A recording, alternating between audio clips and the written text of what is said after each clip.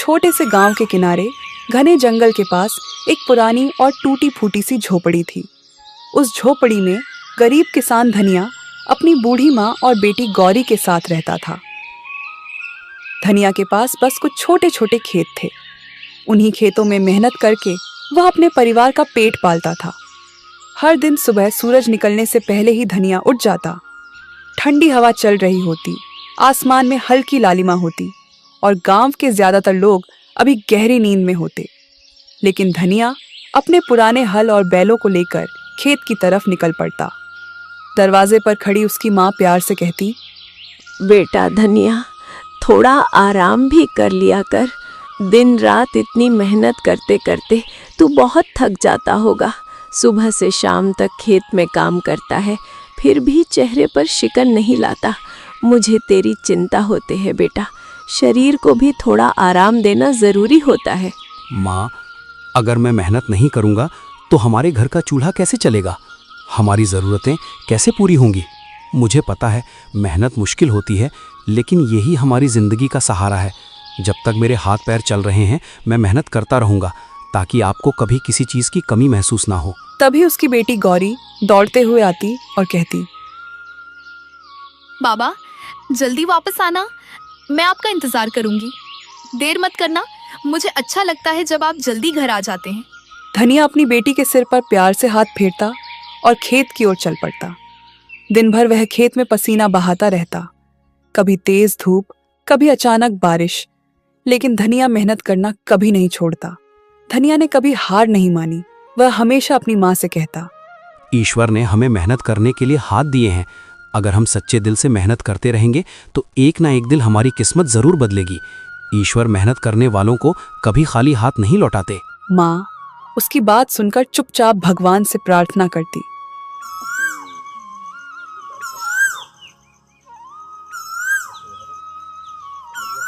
बाबा, आज मैं जंगल के किनारे से कुछ लकड़ियां लेकर आई हूँ, ताकि घर के काम में थोड़ी मदद हो सके।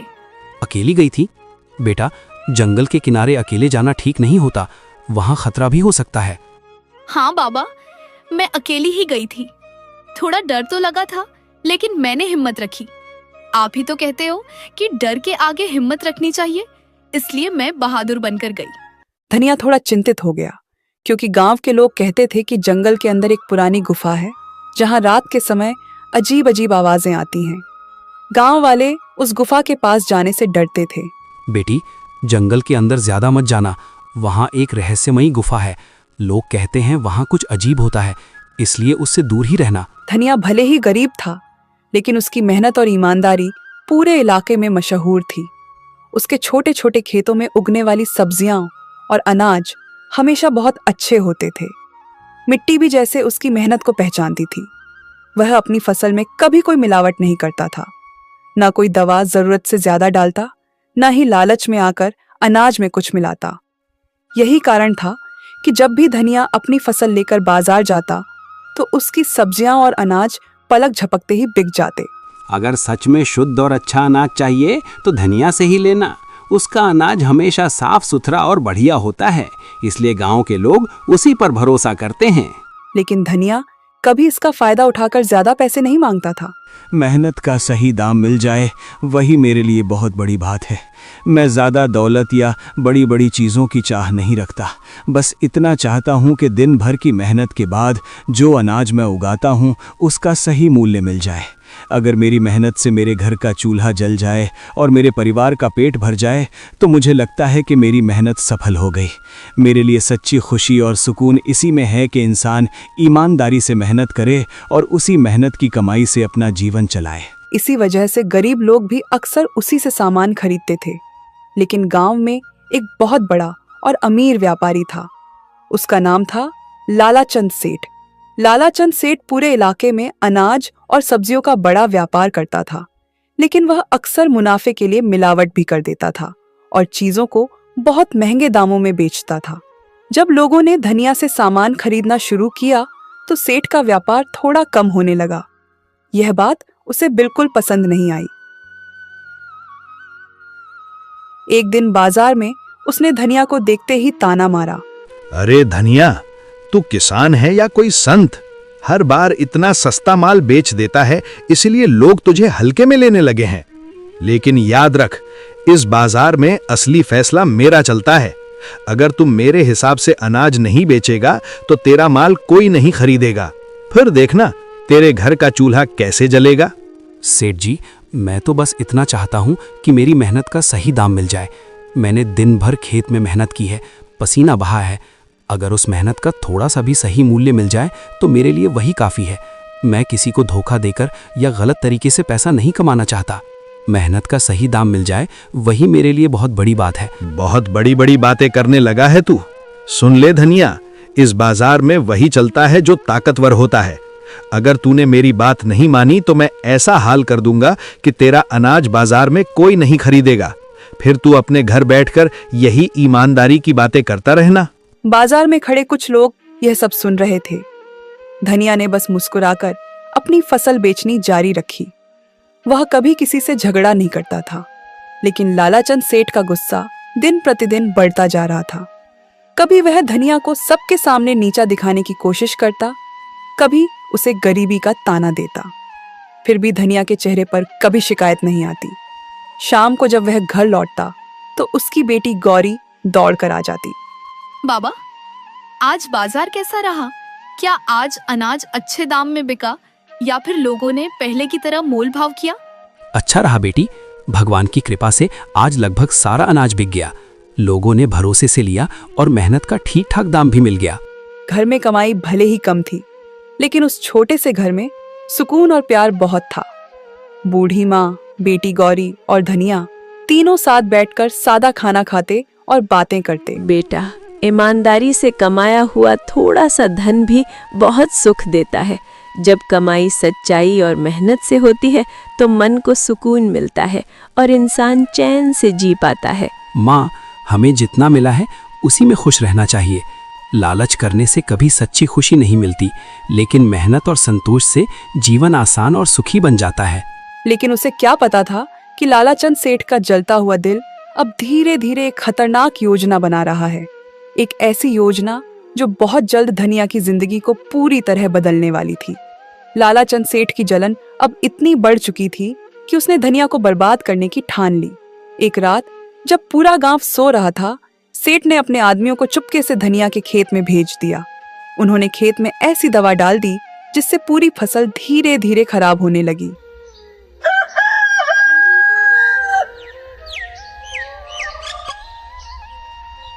सुबह जब धनिया खेत पर पहुंचा तो उसकी आंखें फटी की फटी रह गईं। हरी भरी खड़ी फसल पीली पड़ चुकी थी। कई पौधे सूख गए थे। वह घुटनों के बल बैठ गया। हे ईश्वर, ये क्या हो गया? कल तक तो मेरी फसल बिल्कुल हरी भरी थी, हर पौधा लहलहा रहा था। मैंने कितनी मेहनत से इस खेत को सींचा था, दिन रात इसकी देखभाल की थी। फिर अचानक एक ही रात में सब कुछ कैसे बदल गया? मेरी सारी मेहनत, मेरी सारी उम्मीदें क्या सब यूं ही खत्म हो जाएंगी? इतने में गांव के कुछ लोग भी खबर सुनकर वहां आ गए। वे भी खेत की हालत देखकर हैरान रह गए और आपस में बातें करने लगे। ये अचानक कैसे हो गया? कल शाम तक तो ये खेत बिल्कुल ठीक था, फसल भी बहुत अच्छी दिख रही थी। एक ही रात में इतने सारे पौधे कैसे सूख गए? कहीं किसी ने जानबूझकर तो कुछ नहीं किया? धनिया को समझते देर नहीं लगी कि यह किसी की साजिश है। उसे तुरंत लालाचंद सेठ का ख्याल आया। अगर ये सब सेठ का किया हुआ है तो मैं चुप नहीं बैठूंगा। मेरी मेहनत की फसल को इस तरह बर्बाद करना कोई छोटी बात नहीं है।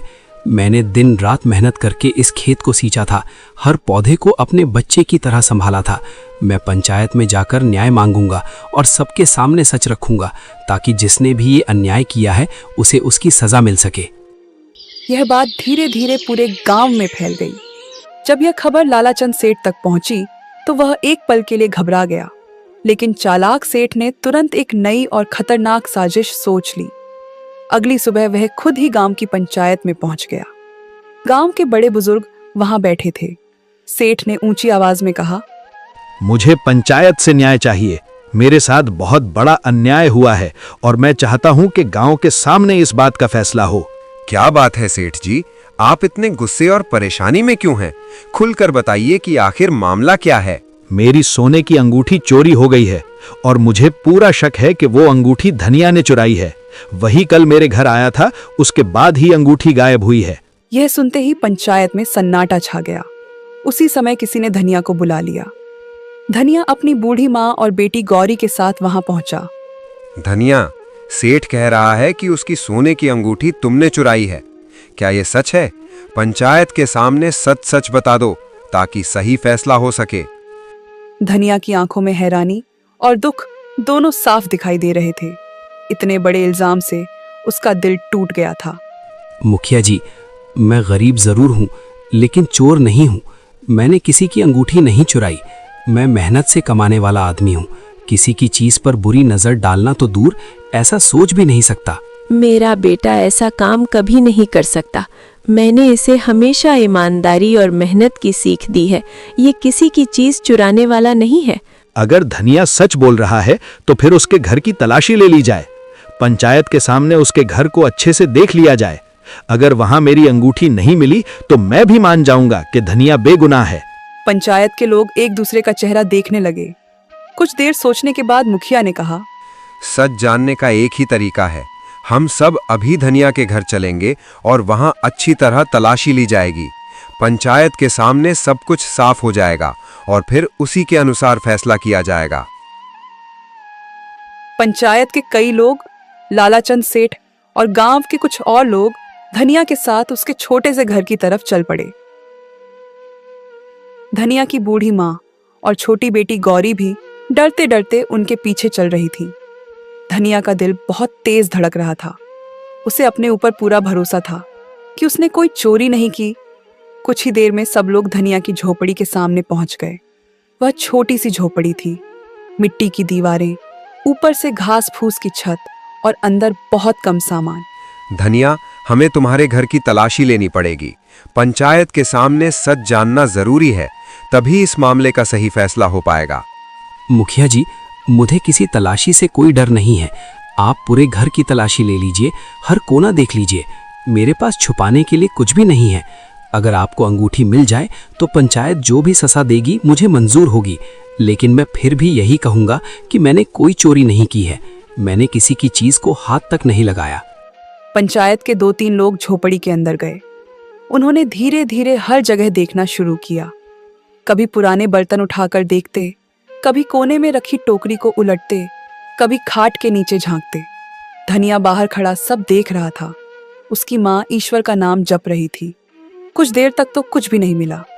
धनिया के दिल में थोड़ी उम्मीद जागने लगी। लेकिन तभी एक आदमी ने अचानक जोर से आवाज लगाई, रुको, यहाँ कुछ चमक रहा है, जरा देखो तो सही। अरे, ये तो सोने की अंगूठी है। एक पल के लिए पूरा माहौल सन्न रह गया। देखा, मैंने कहा था ना, यही चोर है। अब सबके सामने सच आ गया। अंगूठी इसके ही घर से मिली है। नहीं, ये अंगूठी मेरी नहीं है। मैंने इसे कभी नहीं देखा। मुझ पर झूठा इल्जाम लगाया जा रहा है। ये झूठ है। मेरा बेटा ऐसा नहीं कर सकता। किसी ने जानबूझकर हमारे घर में ये अंगूठी रखी है ताकि धनिया को बदनाम किया जा सके। लालाचंद सेठ के चेहरे पर तुरंत नकली हैरानी आ गई। लेकिन अब पंचायत के लोग एक दूसरे की तरफ देखने लगे, क्योंकि अंगूठी सच में धनिया के घर से मिली थी। अब तो सबूत भी मिल गया। ऐसे आदमी को हमारे गांव में रहने का कोई हक नहीं है। जो चोर है उसे सख्त सजा मिलनी चाहिए ताकि दूसरे भी डरे। मैंने चोरी नहीं की। मुझ पर भरोसा कीजिए, मैं कभी किसी की चीज नहीं चुराऊंगा। ये सब झूठा इल्जाम है। लेकिन उसकी बात सुनने वाला कोई नहीं था। गांव वाले लालाचंद की तरफ देखकर सिर हिला रहे थे और किसी ने धनिया की ओर ध्यान ही नहीं दिया। अगर आज ऐसे चोर को सजा नहीं मिली तो कल कोई भी आदमी चोरी करने लगेगा। गांव की शांति और नियमों की रक्षा के लिए मैं इसे बर्दाश्त नहीं कर सकता। कोई भी ऐसा काम करे तो उसका अंजाम यही होना चाहिए ताकि बाकी लोग सबक सीखें। ऐसे आदमी को गांव से निकाल देना चाहिए।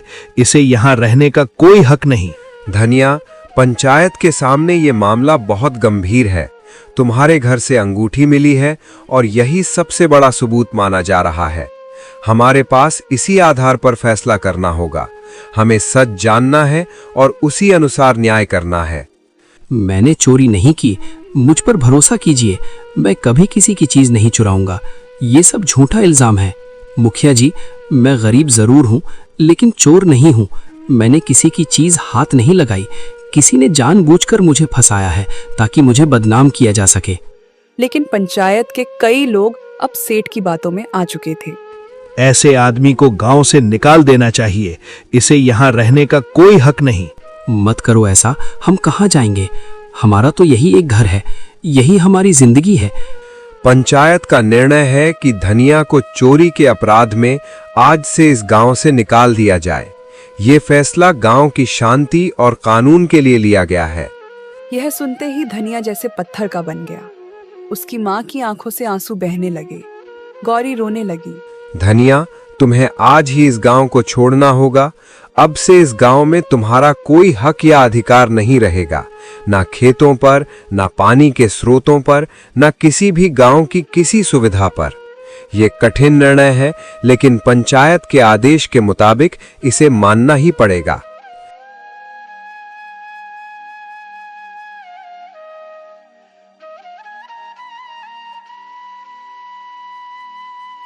यह सुनकर धनिया ने एक बार पूरे गांव की तरफ देखा। वह वही गांव था जहां उसने बचपन बिताया था, जहां उसके पिता रहते थे, जहां उसने अपने खेतों में दिन रात मेहनत की थी।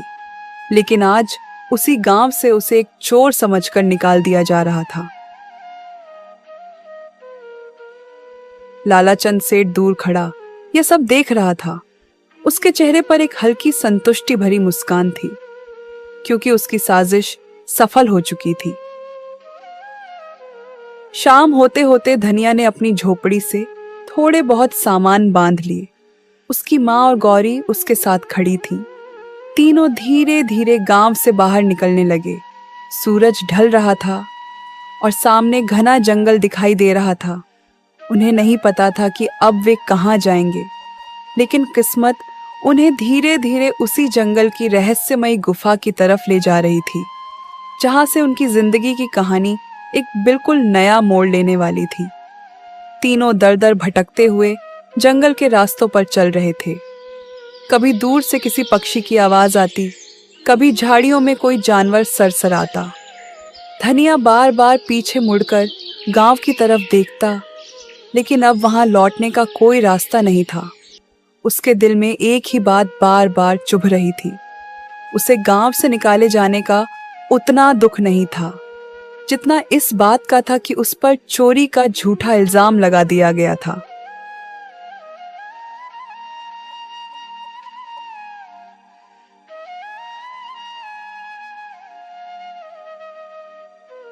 माँ, गौरी, हम कहाँ जाएंगे? हे ईश्वर, मैंने कभी किसी का बुरा नहीं किया, किसी का अधिकार नहीं छीना, किसी को दुख नहीं दिया। फिर भी आज मुझे चोर समझ लिया गया, मेरी मेहनत और ईमानदारी पर शक किया गया। लेकिन मैं जानता हूं कि सच्चाई अंततः जीतती है और आपकी न्यायपूर्ण दृष्टि के सामने किसी का छल और अन्याय टिक नहीं सकता। उसकी आंखें भर आईं, लेकिन वह अपने आंसू अपनी माँ और बेटी के सामने छुपा रहा था। तभी गौरी ने धीरे से कहा, बाबा, मुझे याद है जब मैं जंगल से लकड़ियां लेने आती थी तो रास्ते में एक बहुत बड़ा पेड़ है। उसका तना इतना चौड़ा है कि उसके नीचे हम लोग आराम से रात बिता सकते हैं। वहाँ थोड़ा सा खुला मैदान भी है। सच कह रही हो बेटी? इतना बड़ा पेड़ है कि हम सब वहाँ आराम से रात बिता सकते हैं? हाँ बाबा, वहाँ जमीन भी साफ है और सुरक्षित लगती है। अगर आप चाहें तो हम आज की रात वहीं रुक सकते हैं। मैं आपको रास्ता दिखा दूंगी। धनिया ने अपनी माँ की तरफ देखा। बूढ़ी माँ बहुत थक चुकी थी। बेटा, अगर सच में ऐसा बड़ा और सुरक्षित पेड़ है तो वहीं चलकर थोड़ा आराम कर लेते हैं।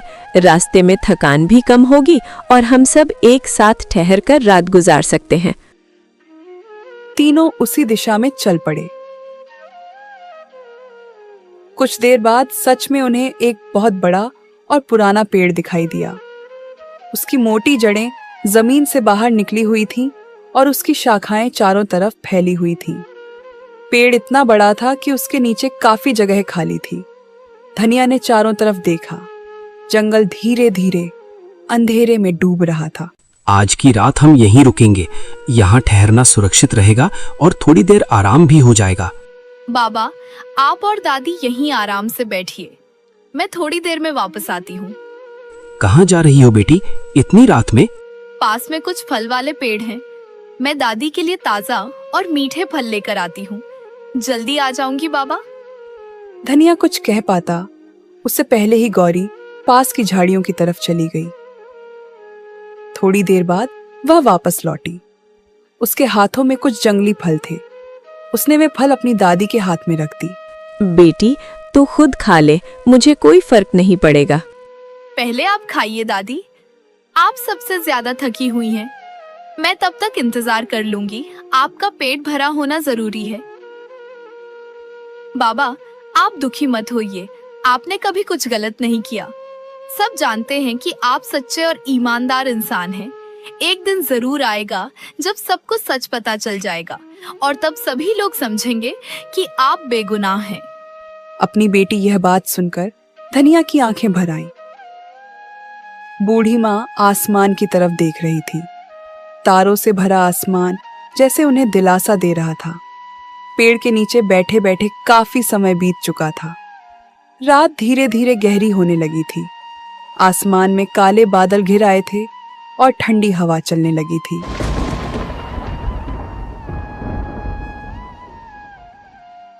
अचानक बिजली चमकी और कुछ ही पलों बाद तेज बारिश शुरू हो गई। पहले तो हल्की हल्की बूंदें गिरने लगीं, लेकिन देखते ही देखते बारिश बहुत तेज हो गई।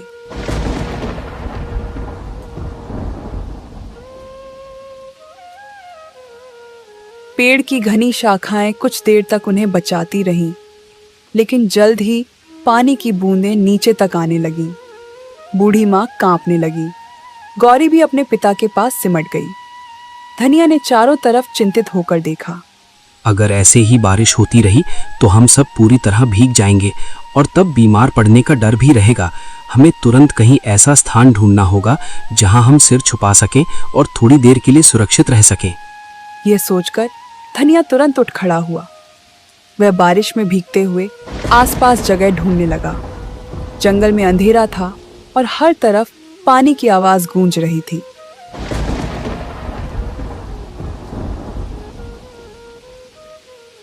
कुछ देर तक इधर उधर देखने के बाद अचानक उसकी नजर थोड़ी दूर पहाड़ी के पास बने एक अंधेरे से मुंह पर पड़ी। वह ध्यान से देखने लगा। बारिश की चमकती बिजली में उसे साफ दिखाई दिया। वह एक गुफा थी। धनिया जल्दी से अपनी माँ और गौरी के पास आया और बोला, चलो, मुझे सामने एक गुफा दिखाई दे रही है। वहां जाकर हम बारिश से बच सकते हैं और थोड़ा आराम कर सकते हैं। जल्दी चलते हैं, बारिश तेज हो रही है। तीनों जल्दी जल्दी उस तरफ चल पड़े। कुछ ही देर में वे उस गुफा के अंदर पहुंच गए। गुफा अंदर से काफी बड़ी थी। सबसे अच्छी बात यह थी कि गुफा के अंदर न तो पानी टपक रहा था और न ही तेज हवा आ रही थी।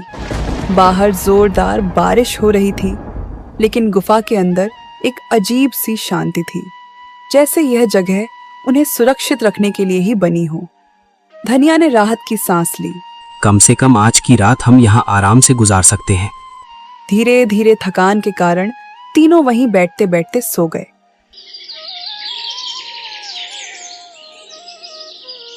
सुबह जब धनिया की आंख खुली तो बारिश रुक चुकी थी। गुफा के बाहर से हल्की धूप अंदर आ रही थी। पक्षियों की चहचहाहट फिर से जंगल में सुनाई देने लगी थी। धनिया उठकर बाहर गया और चारों तरफ देखा। जंगल हरियाली से चमक रहा था। वह कुछ देर चुप खड़ा रहा और सोचने लगा। फिर वह गुफा के अंदर वापस आया। उसकी माँ और गौरी भी अब जाग चुकी थी। जब तक हमें रहने के लिए कोई और जगह नहीं मिल जाती, हम इसी गुफा में रहेंगे। बूढ़ी माँ ने सहमति में सिर हिलाया। गौरी भी खुश हो गई। बाबा, यह जगह तो अच्छी है। यहाँ हमें बारिश और हवा से भी डर नहीं लगेगा।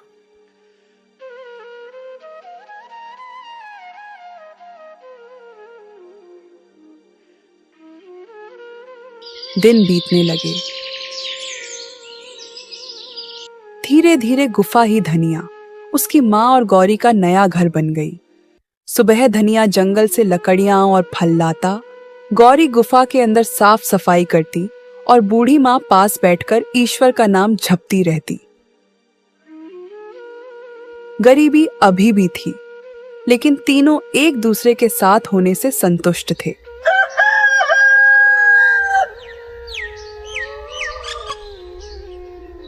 एक दिन सुबह गौरी गुफा के अंदर झाड़ू लगा रही थी।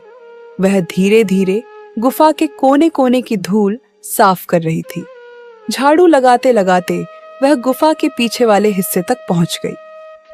वहां पत्थरों के बीच कुछ अजीब सा दिखाई दिया। गौरी रुक गई। उसे लगा जैसे वहां कोई पुरानी थैली पड़ी हो। उसने झुककर उसे उठाया। उस थैली के अंदर चमकते हुए सोने के सिक्के भरे हुए थे। गौरी घबराकर जोर से चिल्लाई, बाबा, बाबा जल्दी आइए।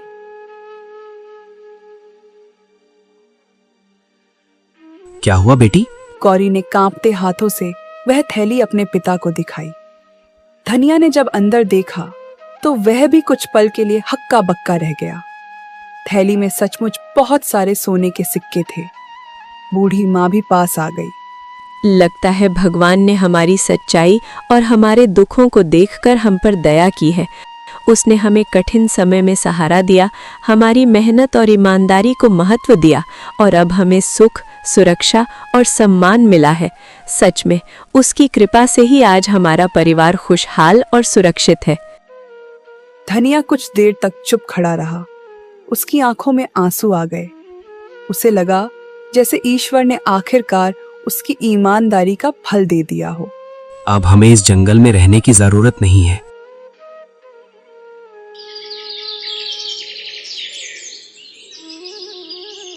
कुछ ही दिनों में धनिया ने उन सिक्कों में से थोड़ा सा इस्तेमाल करके पास के एक दूसरे गांव में छोटा सा घर खरीद लिया।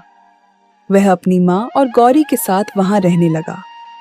धीरे धीरे उसने फिर से छोटा सा खेत भी ले लिया और मेहनत करने लगा। अब उनकी जिंदगी पहले से कहीं बेहतर हो गई थी। घर में खुशहाली लौट आई थी। बूढ़ी माँ अक्सर ईश्वर को धन्यवाद देती, लेकिन कुछ ही समय में धनिया के अमीर बनने की खबर दूर दूर तक फैल गई। यह बात आखिरकार लालाचंद सेठ के कानों तक भी पहुंच गई। जब उसने सुना कि जिसे उसने गांव से निकलवा दिया था वही धनिया अब अमीर हो गया है, तो वह एकदम हक्का बक्का रह गया। वह गुस्से और हैरानी से बोला, ये कैसे हो सकता है? वो गरीब किसान जिसने कभी किसी से कुछ नहीं लिया, इतना मेहनती और ईमानदार रहा, अब इतना अमीर कैसे बन गया? ये तो किसी ने सोचा भी नहीं होगा। सेठ को जल्द ही पता चल गया कि धनिया को जंगल की गुफा में सोने के सिक्के मिले थे। यह सुनते ही लालाचंद सेठ की आंखों में लालच चमकने लगा। अगर सच में उस गुफा में सोने की सिक्कों की थैली मिली थी, तो इसका मतलब यह है कि वहां और भी खजाने छुपे हुए हो सकते हैं। शायद वो गुफा किसी पुराने राजाओं या अमीर व्यक्तियों का खजाना रही हो। अगर मैं जल्दी ही वहां पहुंचूं और सारी चीजें खोज लूं, तो मैं भी अमीर बन सकता हूं। हाँ, यही मौका है जो कभी दोबारा नहीं मिलेगा। इस बार मैं किसी को रोकने नहीं दूंगा और खुद ही सब कुछ अपने नाम कर लूंगा। लालच से भरा हुआ सेठ उसी समय जंगल की तरफ निकल पड़ा। वह जल्दी जल्दी उस गुफा के पास पहुंचा जहां कभी धनिया रहा करता था। गुफा अब शांत और खाली थी। सेठ की आंखों में लालच साफ दिखाई दे रहा था। वह तेजी से गुफा के अंदर जाने लगा। उसे बस एक ही चीज चाहिए थी, खजाना। लेकिन उसे यह नहीं पता था कि लालच में उठाया गया उसका यह कदम उसकी जिंदगी का सबसे बड़ा सबक बनने वाला है। वो मन ही मन सोच रहा था, अगर धनिया को यहाँ सोने के सिक्के मिले थे, तो जरूर यहाँ और भी खजाना होगा। लालच में वह गुफा के अंदर और गहराई तक जाने लगा। कुछ देर बाद अचानक उसकी नजर एक पत्थर के पीछे पड़ी एक पुरानी थैली पर गई। सेठ जल्दी से वहां दौड़ा। उसने थैली उठाकर खोली और जैसे ही अंदर देखा, उसकी आंखें चमक उठी। उस थैली में भी सोने के कई सिक्के भरे हुए थे। आज तो मेरी किस्मत खुल गई। आखिरकार मेहनत और भाग्य दोनों मेरे साथ हैं। अब मैं वही कर सकता हूं जो हमेशा चाहता था, इतना धन जमा करूं कि कोई मुझसे टक्कर भी न ले सके। सेठ खुशी से हंस पड़ा। उसने जल्दी से वह थैली हाथ पर रख ली। अब वह गुफा से बाहर निकलने के लिए मुड़ा, लेकिन जैसे ही वह आगे बढ़ा, उसे अचानक एहसास हुआ कि उसे बाहर जाने का रास्ता समझ नहीं आ रहा था। गुफा के अंदर कई छोटे छोटे रास्ते थे। सेठ एक रास्ते पर गया, फिर वापस लौटा, फिर दूसरे रास्ते पर गया, लेकिन हर रास्ता उसे फिर उसी जगह पर ले आता। धीरे धीरे शाम होने लगी। सेठ घबराने लगा। वह तेजी से इधर उधर भागने लगा, लेकिन उसे गुफा से बाहर निकलने का रास्ता नहीं मिल रहा था। पहला दिन बीत गया। दूसरे दिन भी सेठ उसी गुफा में भटकता रहा। उसके पास खाने को कुछ नहीं था। प्यास और डर से उसकी हालत खराब होने लगी। तीसरा दिन भी गुजर गया। अब सेठ पूरी तरह थक चुका था। वह एक पत्थर के सहारे बैठ गया। उसके मन में अचानक एक ख्याल आया। वह धीरे धीरे खुद से बोलने लगा, शायद यही मेरे लालच की सजा है। मैंने सिर्फ अपना फायदा सोचा और दूसरों की परवाह नहीं की। अब ये सोना मेरे हाथों में है, लेकिन ऐसा लग रहा है जैसे ये मुझे बंधक बना रहा है। शायद जब तक मैं इसे पकड़े रहूंगा, तब तक मैं इस गुफा से बाहर नहीं निकल पाऊंगा। ये खजाना मेरे लिए वरदान नहीं, बल्कि एक फंदा बन गया है, और अब मुझे इसका सामना करना ही पड़ेगा। कुछ पल सोचने के बाद उसने वह सोने की थैली जमीन पर रख दी। फिर धीरे धीरे पीछे मुड़ा और बिना उस थैली को उठाए तेजी से आगे बढ़ने लगा। कुछ ही देर बाद अचानक उसे दूर से हल्की रोशनी दिखाई दी। वह उसी दिशा में भागा और कुछ पलों बाद वह गुफा के बाहर पहुंच गया। ताजी हवा उसके चेहरे से टकराई। सेठ जमीन पर बैठ गया और जोर जोर से सांस लेने लगा। उसकी जान में जान आ गई थी, लेकिन उसी समय उसके दिल में भारी पछतावा भी होने लगा। वह सोचने लगा, अगर मैंने लालच में आकर धनिया के साथ गलत नहीं किया होता, तो आज मुझे ये दिन नहीं देखना पड़ता।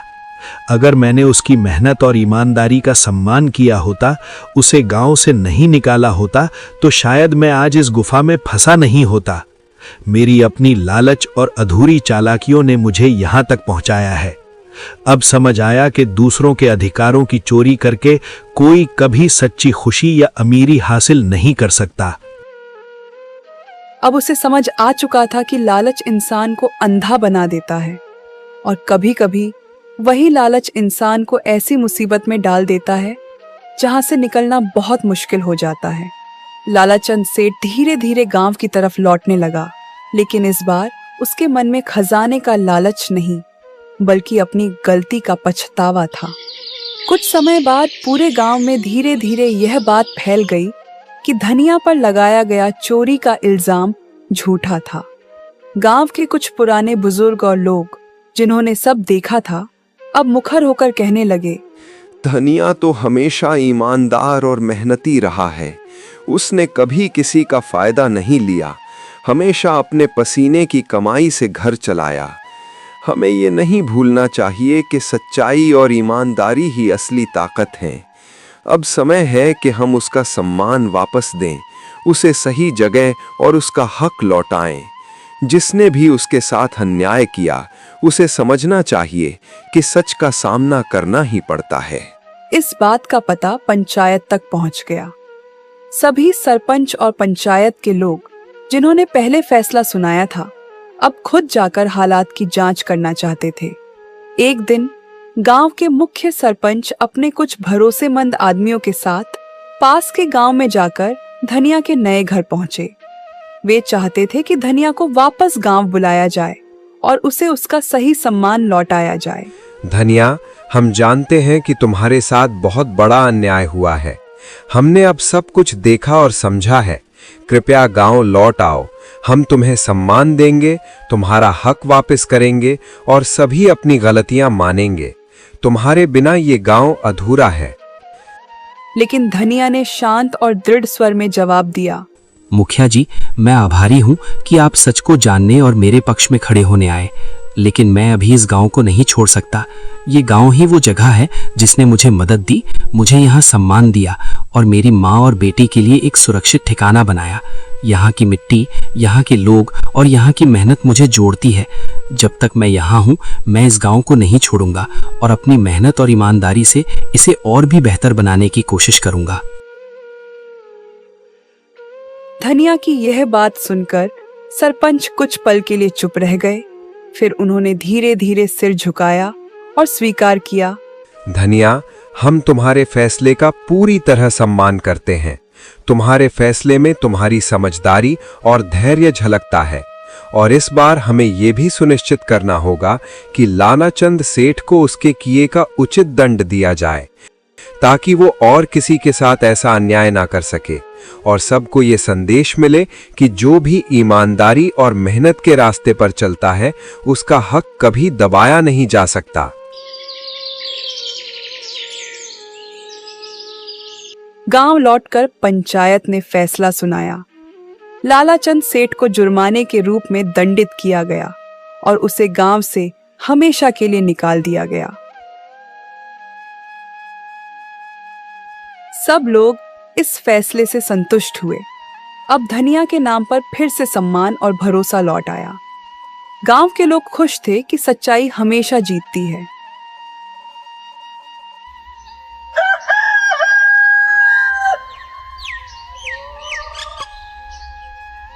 धनिया की माँ और गौरी भी अपने बेटे और पिता के गौरव से खुश थीं।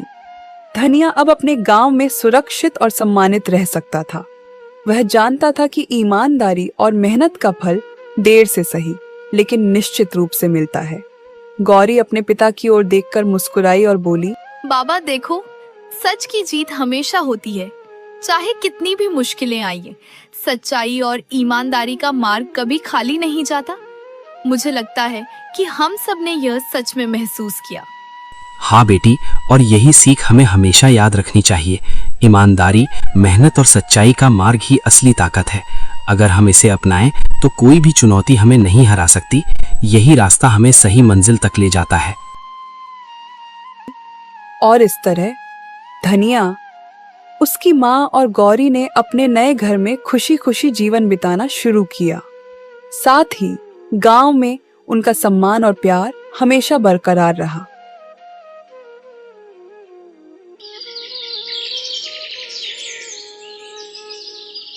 धनिया, उसकी माँ और गौरी अब अपने छोटे से घर में सुरक्षित और खुशहाल जीवन बिता रहे थे। घर में चारों तरफ हल्की धूप और हरियाली की खुशबू थी। बाबा देखो, अब हमारे पास अपना घर है और हम पूरी तरह सुरक्षित हैं। मैं बहुत खुश हूँ कि हम सब साथ हैं और अब डर नहीं लगता। हाँ बेटी, ये सब तुम्हारी हिम्मत, समझदारी और सच्चाई की वजह से संभव हुआ। हमारा घर अब सिर्फ ईंट पत्थर का नहीं रह गया है, ये प्यार, विश्वास और ईमानदारी का घर बन गया है। यहाँ हर कोना हमारी मेहनत और अच्छाई की गवाही देता है। बेटा, तुमने हमेशा मेहनत और ईमानदारी को चुना। आज यही हमें सबसे बड़ी खुशियां दे रही हैं। तुम्हारे कारण हमारा परिवार सुरक्षित और खुशहाल है। गौरी, याद रखना, किसी भी मुश्किल में डरना नहीं, हमेशा सच का साथ देना और नेक दिल रहना, यही हमें सही रास्ता दिखाता है और हर संकट में हमारी मदद करता है। हाँ बाबा, मैं हमेशा सच और ईमानदारी का मार्ग चुनूंगी। हम सब मिलकर इस घर को खुशियों, प्यार और सुरक्षा का घर बनाए रखेंगे। आज हमारे घर में सिर्फ सुख और प्यार है। अब हम कभी किसी झूठ, लालच या डर से परेशान नहीं होंगे। हमारी मेहनत, सच्चाई और हिम्मत हमें हमेशा मजबूत बनाए रखेगी। घर के चारों कोनों में खुशियों की गूंज थी। खिड़कियों से हल्की हवा आती और पक्षियों की चहचहाहट घर में संगीत की तरह गूंजती। गौरी अपने पिता के पास बैठकर मुस्कुरा रही थी। धनिया अपने खेत और घर की ओर देखकर संतोष महसूस कर रहा था और उसकी माँ दोनों के बीच बैठकर शांत और गर्वित थी। अब उनके जीवन में सच्चाई, मेहनत और ईमानदारी का फल हर रोज दिखाई देता था और यह घर हमेशा खुशियों और प्यार से भरा रहता। धनिया ने साबित कर दिया कि सच्चाई और ईमानदारी कभी हारती नहीं। समय चाहे जितना कठिन क्यों ना हो, अंत में जीत हमेशा सच की ही होती है। आपको ये कहानी कैसी लगी कमेंट करके बताइए। धनिया के नाम 2 प्यारी से लाइंस जरूर लिखें।